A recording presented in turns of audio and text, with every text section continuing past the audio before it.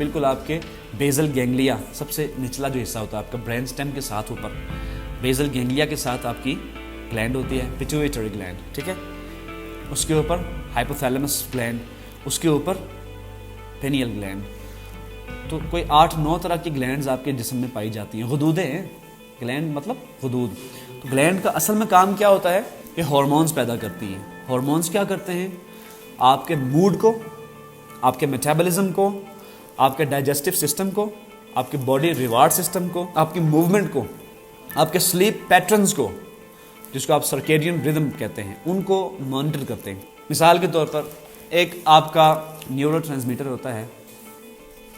Neuro transmitter بھی انسان کے ذہن میں آج تک 100 سے اوپر دریافت کیے جا چکے ہیں. اس کی بھی بہت سی ٹائپس ہوتی ہیں. ان میں سے ایک ہوتا ہے ڈوپامین. ڈوپامین کیا ہوتا ہے؟ آپ کو لذت محسوس ہی نہیں ہو سکتی کسی چیز سے جب تک ڈوپامین آپ کے ذہن میں نہ ہو. یعنی پیٹیوٹری گلینڈ کیا کرتی ہے؟ آپ کے ڈوپامین کو اس کو خارج کرتی ہے. اب ڈوپامین جیسے ہی خارج ہوتا ہے ذہن سے، نیورون، یہ آپ کا جو نیورو ٹرانسمیٹر ہوتا ہے. اب نیورو ٹرانسمیٹر کیا ہوتا ہے؟ جیسے کہ ہم نے پڑھا تھا کہ 84 بلین نیورونز ہوتے ہیں انسان کے ذہن میں. اب ان بلینز نیورونز کا آپس میں کنیکشن ہوتا ہے سینپسس کے ذریعے سے. سینپسس ان کے درمیان ایک تعلق ہوتا ہے، یعنی ہر نیورون دوسرے نیورون سے انٹریکٹ کر رہا ہوتا ہے، اور آپ کی یوں 9 طرح کی انٹیلیجنس بنتی ہے. لیکن یہ ساری کی ساری انٹیلیجنس جتنی بھی آپ کی ہوتی ہے، اس کی ٹائپس ہوتی ہیں، یہ ڈرگز سب کی قاتل ہوتی ہیں. یہ آپ کی پوری پرسنالٹی کو ختم کر کے رکھ دیتی ہیں. میں کون سے ڈرگز کے بارے میں بات کر رہا ہوں آپ جانتے ہیں، جیسے نسوار ہے، جیسے سگریٹ ہے، جیسے چرس ہے جس کو میریوانا کہتے ہیں، جیسے کینابس ہے، بھنگ، جیسے اوپیٹس ہیں. اوپیٹس میں کیا آتا ہے؟ ہیروئن آتی ہے. ایسے ہی آپ کی جو اوپیم ہوتی ہے، حشیش ہوتی ہے، حشیش جس کو کہتے ہیں. اوپیم مطلب افیون ہوتی ہے. مجھے تو ان کے نام لینا بھی میں اپنے لیے ایک باعث ذلت سمجھتا ہوں. ان کے ناموں سے بھی مجھے نفرت ہے. اس لیے اس چیز سے دور رہنا ہے آپ نے. کوئی شخص بھی آپ کو کہتا ہے یار ایک سوٹا ماری کی، اللہ کی قسم بیٹا آپ کا دشمن ہے، وہ آپ کا دشمن ہے. And I mean it, literally آپ کا دشمن ہے. اس سے بہتر ہے وہ آپ کو کلہاڑی کا وار کر دے، آپ کے اوپر تلوار مار دے آپ کو. اگر کوئی شخص یہ کہتا ہے کہ آنا یار ایک سوٹا ماری، کوئی بھی شخص ہو سکتا ہے، آپ کا طالب علم دوست بھی ہو سکتا ہے، وہ آپ کا کلاس فیلو ہو سکتا ہے، وہ گاؤں کا کوئی لڑکا ہو سکتا ہے، وہ آپ کا دشمن ہے. اس لیے کہ جیسے ہی آپ نے سوٹا لگایا، آپ نے اپنے پھیپھڑوں کا قتل کرنا شروع کیا. جیسے آپ درخت کو کاٹتے ہیں نا کلہاڑی سے، تو پہلا وار کرتے ہیں تو ایک چھوٹا سا کٹ لگتا ہے، پھر کرتے کرتے کرتے وہ پورا درخت گر جاتا ہے. تو پہلا سوٹا، پہلی نسوار کی وہ جو گول سی گولی ہوتی ہے، وہ پہلا وار ہوتا ہے آپ کی اپنی پرسنالٹی کے قتل کی طرف، اور اس قطرے کی طرف جس کے بارے میں میں آپ کو بتایا کہ آپ قطرہ قطرہ کر کے خود ایک دریا بناتے ہیں، اور آخر میں جا کر اسی میں چھلانگ لگا کے خودکشی کر لیتے ہیں. یہ میری بات یاد رکھیے گا. پہلا سوٹا نہیں لگانا، نہیں، ہرگز نہیں. یہ ٹک ٹاک کا کلچر، یہ فیس بک کا کلچر، بیٹا خدا کی قسم، میں اللہ کی قسم کھا کے کہتا ہوں یہ غلاظت ہے. میں یہ نہیں کہہ رہا کہ فیس بک کا اور ٹک ٹاک کا استعمال اپنے آپ میں ہی غلط ہے، نہیں، اچھا استعمال بھی ہر چیز کا ہو سکتا ہے. میں نے آپ کو کبھی روکا ہے فیس بک استعمال کرنے سے؟ ہاں، اتنا ضرور کہا ہے کہ ابھی نہیں استعمال کرنا، ابھی آپ لوگ پڑھیں، ابھی آپ کی سٹڈیز ہیں. انسٹاگرام، ٹویٹر، فیس بک، واٹس ایپ کچھ بھی غلط نہیں ہے. ہمارا پورا ڈپارٹمنٹ واٹس ایپ کے اوپر ہی چل رہا ہے، ایجوکیشن ڈپارٹمنٹ. صرف ایجوکیشن ڈپارٹمنٹ کیا، دنیا میں بزنس، بہت بڑے بڑے بزنس اس سے چل رہے ہیں. تو اصل میں کسی چیز کا بھی استعمال بتاتا ہے نا کہ وہ چیز صحیح ہے یا غلط ہے، یعنی اس کا استعمال صحیح ہو رہا ہے یا غلط ہو رہا ہے. تو بیٹا یہ جو میں جس پیرائے میں بات کر رہا ہوں، ٹک ٹاک اور یہ دوسری جو سائٹس ہیں، دوسری جو اپلیکیشنز ہیں، بیٹا میں آپ کو قسم کھا کے کہہ سکتا ہوں یہ آپ کے لیے بھی قاتل ہیں، آپ کے والدین کے لیے بھی قاتل ہیں، آپ کی فیملی کے لیے قاتل. کیوں؟ ان میں ایکشنز کون سے دکھائے جا رہے ہوتے ہیں؟ ایک جو سلو موشن ہوتا ہے نا، یہ ایک زیرو کو بھی ہیرو بنا دیتا ہے. اور ٹک ٹاک پہ اکثر وہ لوگ بیچارے مشہور ہو جاتے ہیں اس لیے کہ انسان غیر معمولی چیزوں کو پسند کرتا ہے.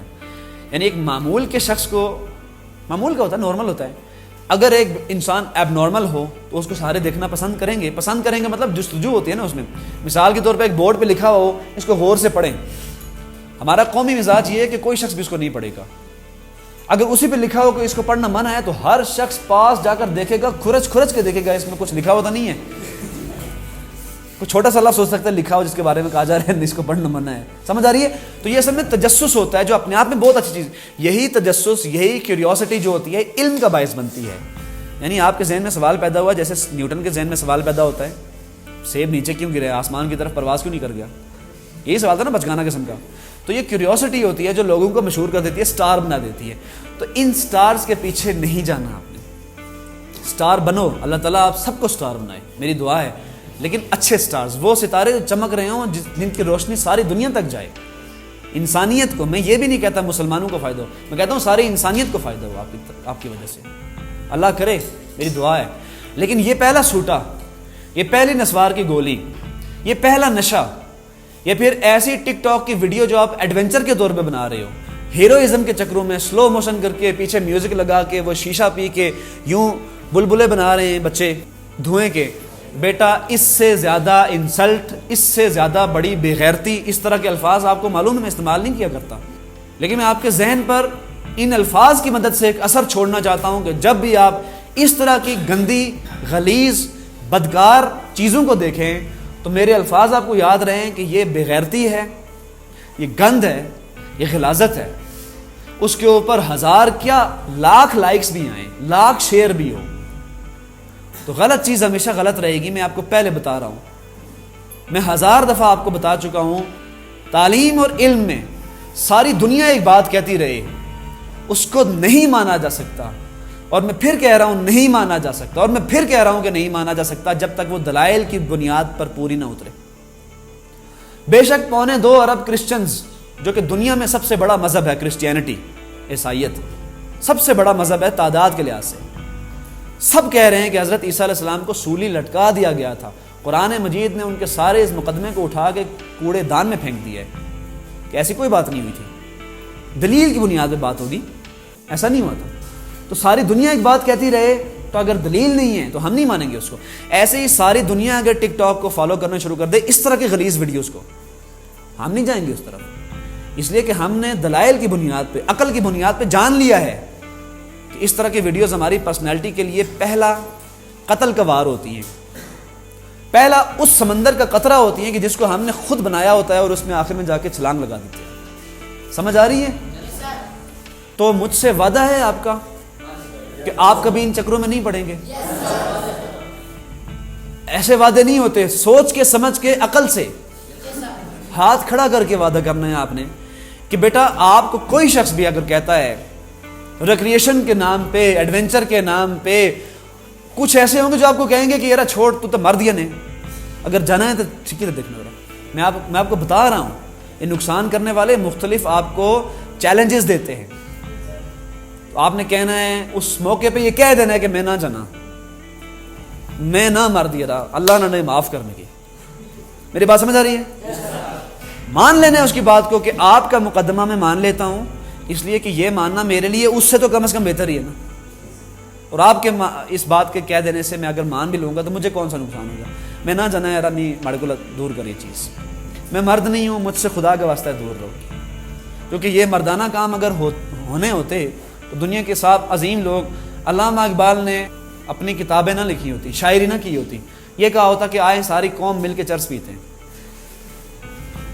قائد اعظم سے بڑا مرد کون تھا؟ ٹھیک ہے, انہوں نے بھی کہا ہوتا کہ میں قوم کے نام پیغام بھیج رہا ہوں کہ آج کے بعد سارے عشیش پیا کریں گے, آج کے بعد سارے افیون پیا کریں گے. میری بات سمجھ آ رہی ہے؟ یہ چیزیں بیٹا جی مردانہ صلاحیتوں کا مظہر نہیں ہے. اس لیے کوئی شخص بھی آپ کو کہتا ہے کہ نشہ کریں, سوٹا لگائیں, آپ اتنا اس سے دور رہیں جتنا آگ سے دور رہتے ہیں. میری بات سمجھ آ رہی ہے؟ اس لیے کہ بیٹا اگر تو 60-70 سال کی زندگی ہی ہوتی نا, ہم رسک لے سکتے تھے, رسک لے سکتے تھے. ادھر جا کر ایک انلمیٹڈ, انفینٹ, لامحدود, لامتناہی, اینڈ لیس زندگی شروع ہونے والی ہے آخرت میں, عاقبت میں.